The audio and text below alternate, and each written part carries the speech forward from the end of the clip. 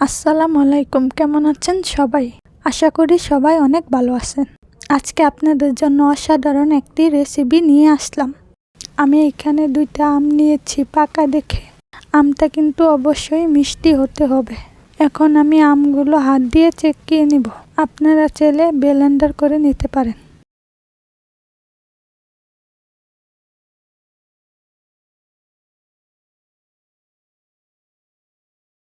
আমার আম চেকানো হয়ে গেছে।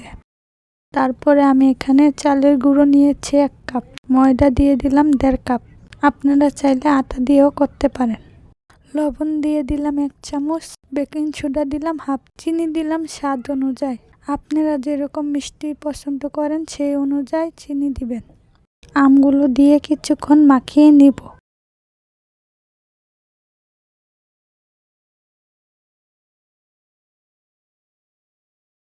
তারপরে এখানে দিয়ে দিলাম নারিকেল কুচি। নারিকেল যদি না থাকে না দিলেও চলবে। এখন অল্প অল্প করে দুধ দিয়ে ঘন একটা ব্যাটার তৈরি করে নিব।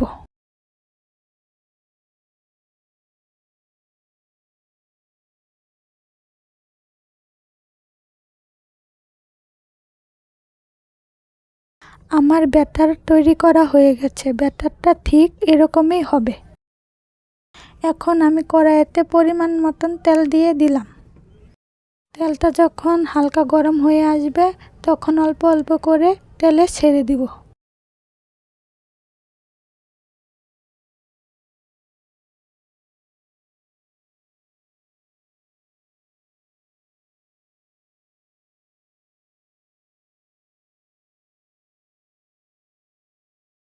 নিচের পিঠ ভাজা হয়ে গেছে, এখন আমি উল্টিয়ে দিব।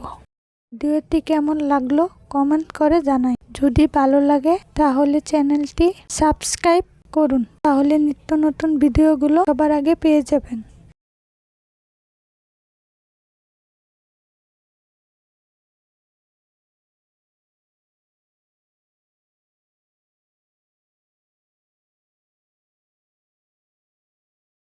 আমার পিঠাগুলো ভাজা হয়ে গেছে, এখন আমি নামিয়ে নিব। সবাই ভালো থাকবেন, সুস্থ থাকবেন। দেখা হবে পরে কোনো রেসিপিতে।